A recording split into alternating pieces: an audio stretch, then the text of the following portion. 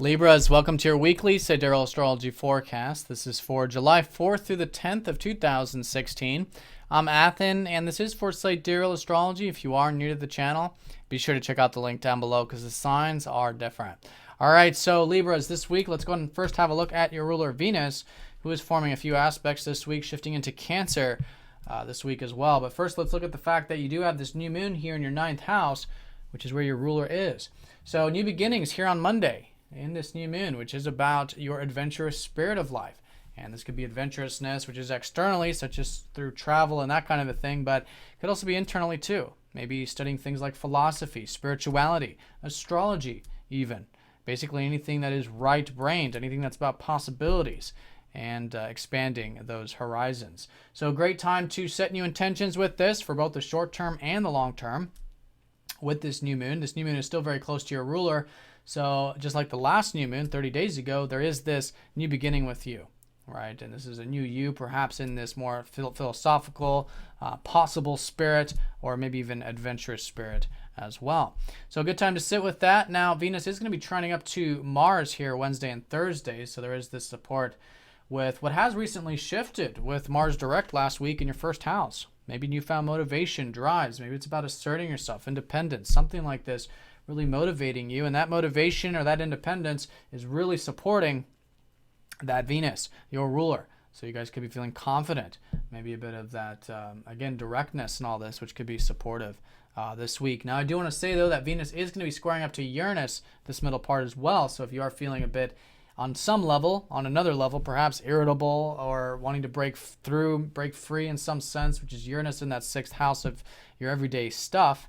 Maybe it's with the work, your routines, or whatever it is. Listen to that. There's something to listen to about where you can have more freedom here in this life, which has been Uranus transiting that 6th, but with balance, right? With that centeredness and integrating it perhaps one step at a time with the square to Uranus. Now, your ruler is going to go into Cancer the second half of the week, so you will perhaps start to feel more of a wanting to cultivate your career or your productive life or future things, the big picture stuff. And this will be an area unfolding for you going all the way into next month.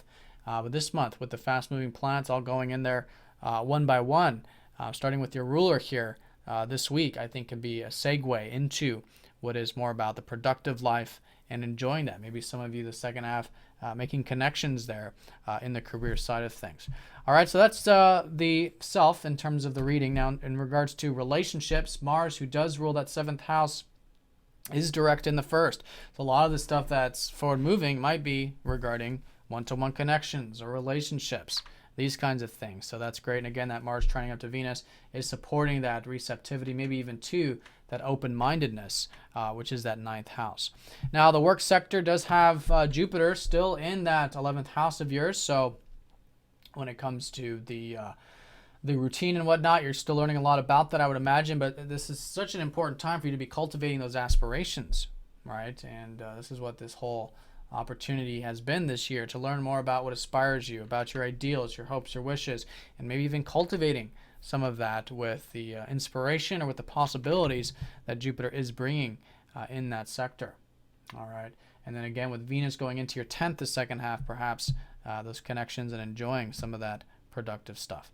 All right, so that takes us to the finances, which is also seen by Mars for you. So those things, although maybe reflective these past few months with Mars retrograde, is moving forward, and perhaps you are cultivating some of these desires, some of these values and financial stuff with Mars in that 1st house. All right, so that takes us to the overview in terms of what we haven't covered. Now, we did talk about this new moon. I want to emphasize this, new beginnings with that open-mindedness, adventurous spirit.